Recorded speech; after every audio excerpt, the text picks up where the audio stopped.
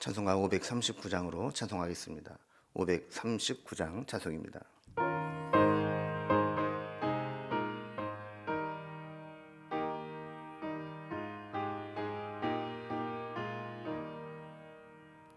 너 예수께 조용히 나아가 내 모든 짐 내려놓고 주 십자가 사랑을 믿어 죄 사함을 너 받으라. 주 예수께 조용히 나아가 내 마음을 쏟아놓으라. 늘 은밀히 보시는 주님, 큰 은혜를 베푸시리. 주 예수의 은혜를 입어 내 슬픔이 없어지리. 내 이웃을 늘 사랑하여 너 받은 것 거저주라. 주 예수께 조용히 나아가 내 마음을 쏟아놓으라. 늘 은밀히 보시는 주님, 큰 은혜를 베푸시리. 주 예수를 친구로 삼아 늘 내 옆에 모시어라. 그 영원한 생명샘물에 내 마른 목 죽이어라. 주 예수께 조용히 나아가 내 마음을 쏟아놓으라. 늘 은밀히 보시는 주님, 큰 은혜를 베푸시리. 너 주님과 사귀어 살면 새 생명이 넘치리라. 주 예수를 찾는 이 앞에 참 밝은 빛 비추어라. 주 예수께 조용히 나아가 내 마음을 쏟아놓으라. 늘 은밀히 보시는 주님, 큰 은혜를 베푸시리. 아멘. 오늘 함께 나눌 하나님 말씀은 신약성경 요한 2서 1장 1절에서 6절까지 말씀입니다. 요한 2서 1장 1절에서 6절까지 신약성경 394면에 있습니다. 말씀을 제가 봉독하겠습니다. 장로인 나는 택하심을 받은 부녀와 그의 자녀들에게 편지하노니 내가 참으로 사랑하는 자요 나뿐 아니라 진리를 아는 모든 자도 그리하는 것은 우리 안에 거하여 영원히 우리와 함께할 진리로 말미암음이로다. 은혜와 긍휼과 평강이 하나님 아버지와 아버지 아들 예수 그리스도께로부터 진리와 사랑 가운데서 우리와 함께 있으리라. 너희 자녀들 중에 우리가 하나님께 받은 계명대로 진리를 행하는 자를 내가 보니 심히 기쁘도다. 부녀여, 내가 이제 내게 구하노니 서로 사랑하자. 이는 새 계명같이 내게 쓰는 것이 아니요 처음부터 우리가 가진 것이라. 또 사랑은 이것이니 우리가 그 계명을 따라 행하는 것이요 계명은 이것이니 우리가 처음부터 들은 바와 같이 그 가운데서 행하라 하심이라. 아멘. 우리는 어제까지 요한 1서의 말씀을 살펴보았고 오늘부터 이제 이틀 동안 요한 2서의 말씀을 살펴봅니다. 요한 2서는 요한 1서와 달리 분량은 좀 짧지만 편지의 형식을 그대로 취하고 있습니다. 그리고 공동 서신의 특징을 잘 드러내듯이 어떤 특정한 교회나 인물에 보낸 편지가 아니라 그냥 택하심 받은 부녀와 그의 자녀들에게 편지를 보낸다 하면서 일반적인 성도들에게 보낸 편지로 나타내고 있습니다. 요한 1서는 전체적으로 요한과 연관이 있는 이 교회에 보낸 편지라 볼 수 있습니다. 요한 서신서들이 다 마찬가지입니다. 다만 교회의 이 복음의 진리에서 벗어나서 미혹되고 있는 적그리스도에 대해서 이단자들에 대해서 아주 강하게 경계하며 그들과 교제하지 말 것을 강조하고 있죠. 오늘은 이 부분 중에서 앞부분에 있는 내용으로서 진리 안에서 행하고 또 사랑으로 행하는 교회들에 대해서 칭찬하고 권면하는 내용을 다루고 있습니다. 오늘 이제 본문은 크게 두 부분으로 나눌 수 있는데 단락별로 좀 구분을 해보면 먼저 앞부분은 도입 부분입니다. 그래서 편지 형식을 취하고 있기 때문에 발신자와 수신자 그리고 문안 인사로 시작을 하고 있죠. 두 번째 단락은 4절에서 6절로 그 교회에 대한 그 요한과 연관되어 있는 교회들의 칭찬과 또 그들에 대한 권면의 내용으로 되어 있습니다. 먼저 첫 번째입니다. 도입 부분으로 편지의 발신자, 수신자, 문안을 어떻게 하고 있는지 봅니다. 아까도 설명을 드린 것처럼 요한 2서는 편지 도입부의 전형적인 형식을 취하고 있습니다. 그런 내용을 보면 발신자도 그렇고 수신자도 그렇고 특정해서 소개하지 않고 매우 포괄적으로 일반적인 표현으로 소개하고 있는 것을 보게 됩니다. 1절을 보면 장로인 나는 택하심 받은 부녀와 그의 자녀들에게 편지하노니 그랬습니다.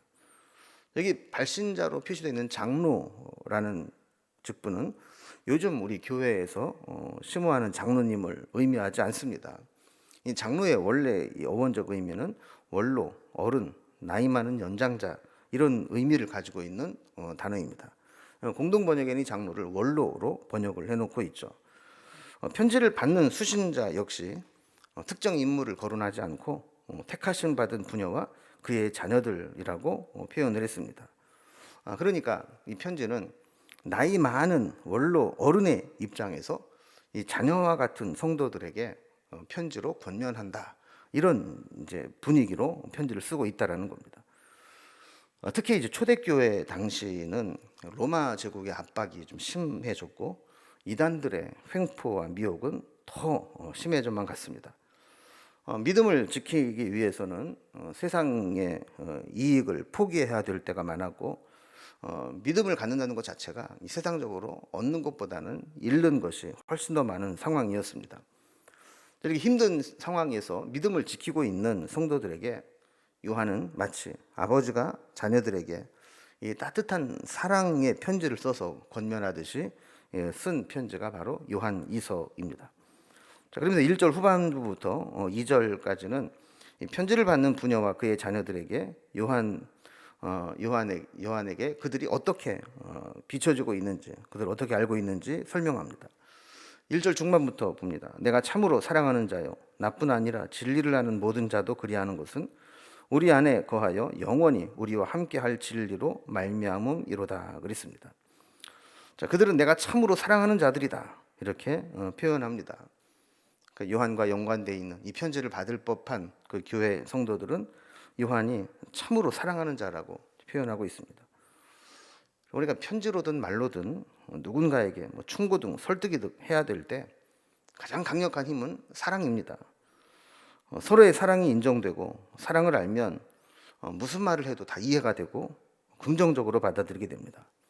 그러나 저 사람이 나를 사랑하지도 않는 것 같은데 나에게 어떤 말을 한다 그러면 아무리 좋은 이야기를 해도 의심하게 되고 거부하게 되고 받아들이지 않게 되는 것이죠. 사랑이 없는 충고는 비판처럼 받아들이게 됩니다.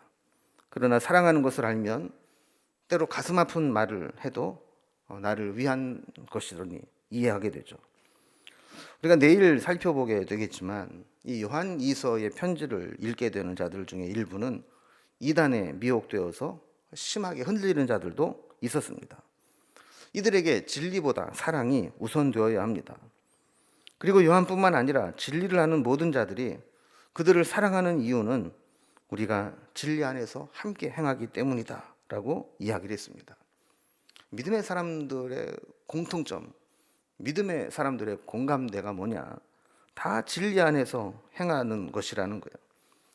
우리가 외국에 나가면 한국 사람이라는 것만으로도 한국 사람 만나면 반갑고 좋습니다. 또 고향 사람 만나면 또 반갑죠. 또 거기에 뭐 동문, 또 동기, 또 나와 연관되어 있는 어떤 사람을 만나면 또 좋습니다. 믿음의 사람들에게 가장 좋은 것은 무엇일까요? 그것은 우리가 함께 진리 안에 행한다는 것입니다. 이렇게 하나님을 사랑하고 하나님의 계명을 지키고 진리 안에 행하는 사람을 만나면 기쁜 것이죠. 그래서 장로인 요한과 또 편지를 받는 교인들, 부녀와 자녀들로 표현된 성도들 역시 이렇게 진리를 사랑하는 것, 진리 안에 거하는 것, 이것으로 연결되어 있음을 밝히고 있습니다. 3절에서는 이 편지 형식에 따라서 문안 인사를 나눕니다. 3절입니다. 은혜와 긍휼과 평강이 하나님 아버지와 아버지 아들 예수 그리스도께로부터 진리와 사랑 가운데서 우리와 함께 있으리라 그랬습니다. 성도는 직분에 상관없이 진리와 사랑 가운데 살아가는 자입니다. 이런 자에게는 하나님 아버지와 그의 아들 예수 그리스도께서 은혜와 긍휼과 평강을 내려주시기를 기원하고 있습니다.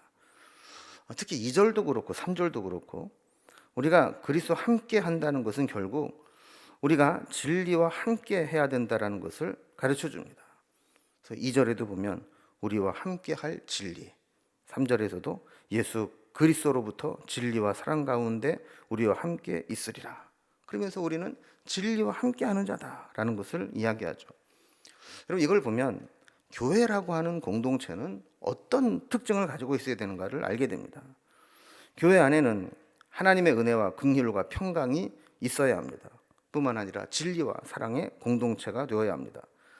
우리는 우리의 동역자들에게 주님이 주신 은혜와 평강과 긍휼, 그리고 진리와 사랑을 나누고 고백하고 표현하는 공동체가 되어야 합니다. 자, 이렇게 요한은 수신자와 발신자 그들과의 관계를 설명하고 문안 인사를 드리면서 이제 편지로 들어가게 됩니다. 두 번째 단락을 보면 이 편지를 받게 되는 교회들에 대해서 칭찬과 권면을 이어서 하고 있습니다. 요한은 편지를 쓰면서 이 칭찬과 권면과 경계를 하고 있는데, 먼저 교회에 대한 칭찬입니다. 4절에 보면 너희 자녀들 중에 우리가 아버지께 받은 계명대로 진리를 행하는 자를 내가 보니 심히 기쁘도다 그랬습니다. 그럼 저는 이제 목회자로서 이 요한의 심정을 목회자의 심정으로 바라보게 되는데, 목회자에게 가장 보람을 느끼고 행복하게 하는 것은 말씀으로 양육받은 성도들이 말씀대로 살아가는 것을 지켜보는 것입니다. 전해준 계명대로 진리를 행하는 것을 보면 요한의 표현대로 심히 기쁨을 느끼게 되는 것이죠. 우리가 아까 1절, 2절, 3절에도 보면 매 절마다 진리가 강조됩니다. 진리는 지켜져야 하고 변질되거나 왜곡되어서는 안 됩니다. 아무리 진리처럼 보여도 그것이 왜곡되거나 변질되는 순간 그것은 진리가 아닙니다. 특히 요한서신의 배경이 되는 것처럼 이단과 거짓 교사들에 의해서 진리가 왜곡되고 변질되는 일들이 많았습니다. 얼마나 안타깝고 마음 아픈 일이겠습니까? 기껏 전도해서 말씀을 가르치고 믿음으로 살게끔 만들어 놨는데 이단이 들어와서 거짓 진리에 속아서 그 복음을 받아들인 자가 믿음의 본질을 저버리고 이단에 빠지게 되는 것을 보면 그것처럼 속상하고 마음 아픈 일이 없습니다. 그런데 대부분의 교인들은 요한이 전해준 진리대로 행하고 있으니 심히 기쁘고 안심이 된다는 것입니다. 그러면서 진리가 무엇인지, 어떤 진리인지를 부연해서 설명합니다. 5절을 보면 부녀여 내가 이제 네게 구하노니 서로 사랑하자. 이는 새 계명같이 네게 쓰는 것이 아니요 처음부터 우리가 가진 것이라 그랬습니다. 참된 진리는 실천적입니다. 그래서 하나님을 사랑하고 계명을 지키고 진리 가운데 행하는 것은 형제를 사랑하는 것으로 나타나게 됩니다. 즉 우리가 믿는 믿음은 하나님의 계명을 지킨다라고 하는 것은 형제를 사랑하는 것으로 실천되고 나타나야 맞다라는 겁니다. 이렇게 서로 사랑하라는 권면을 하면서 이것은 처음 듣는 것 같은 새 계명이 아니라 이미 처음부터 가지고 있었던 진리라는 것을 상기시키죠. 요한은 지금 미혹하는 자에게서 흔들려서 요한에 대해서 편견을 가지고 있는 자들을 염두에 두고 이야기를 하는 겁니다. 우리가 뭔가 지은 죄가 있고 상대방에게 잘못한 것이 있으면 상대방을 똑바로 쳐다보지 못합니다. 그리고 뭔가 가까이 하려고 해도 피하고 멀리하게 되죠. 그러니까 지금 요한이 가르쳐준 가르침에서 벗어나서 이단에게 흔들리고 미혹되고 빠져있는 자들이 가끔 있는데, 그들은 처음 가졌던 그 사랑을 잃어버릴 수밖에 없고 처음 사랑의 마음으로 대하지 못하고 있는 겁니다. 그래서 요한은 이렇게 이단에게 미혹된 자들에게 다시 진리 안에서 나누는 사랑을 이야기하면서 회복되기를 구하고 있는 것이죠. 그래서 진리와 사랑은 사실 별개가 아니라는 겁니다. 진리와 함께 했던 자들은 진리가 변질되지 않을 때 함께하고 사랑을 나눌 수 있는 것인데, 한쪽에서 변질되어 버리면 그 사랑이 유지되기가 어려운 겁니다. 6절에 보면 또 사랑은 이것이니 우리가 그 계명을 따라 행하는 것이요 계명은 이것이니 우리가 처음부터 들은 바와 같이 그 가운데서 행하라 하심이라 그랬습니다. 요한은 사랑은 계명을 따라 행하는 것이라고 설명을 했습니다. 그리고 이 계명은 요한이 처음부터 전해준 진리의 말씀과 같습니다. 즉 그 가운데서 행하라 그랬는데 사랑 가운데서 거하는 겁니다. 이 뒷부분을 공동 번역에서는 이렇게 번역을 해놓았습니다. 그리고 그 계명은 여러분이 처음부터 들은 대로 사랑을 따라서 살라는 것입니다 라고 번역을 했죠.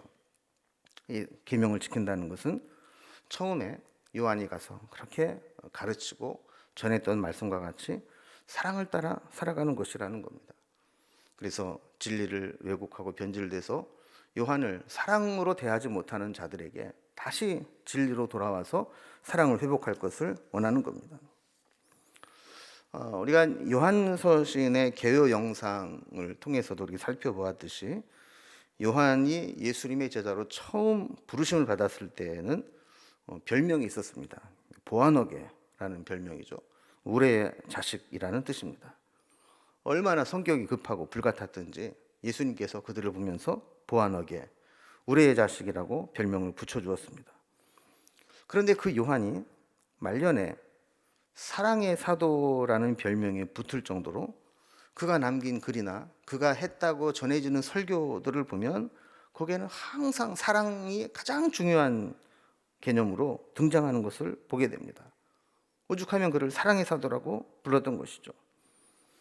그럼 우리도 이 요한이서의 가르침을 다시 한번 생각하면서 어떤 거짓에도 흔들리지 말아야 될 것이고, 우리에게 처음 주었던 복음의 본질, 이 본질에서 흔들리거나 미혹되지 않도록, 그래서 진리 안에 거하는 자들과 주님이 주신 그 사랑을 나눌 수 있도록 우리 자신을 지켜야 할 것입니다.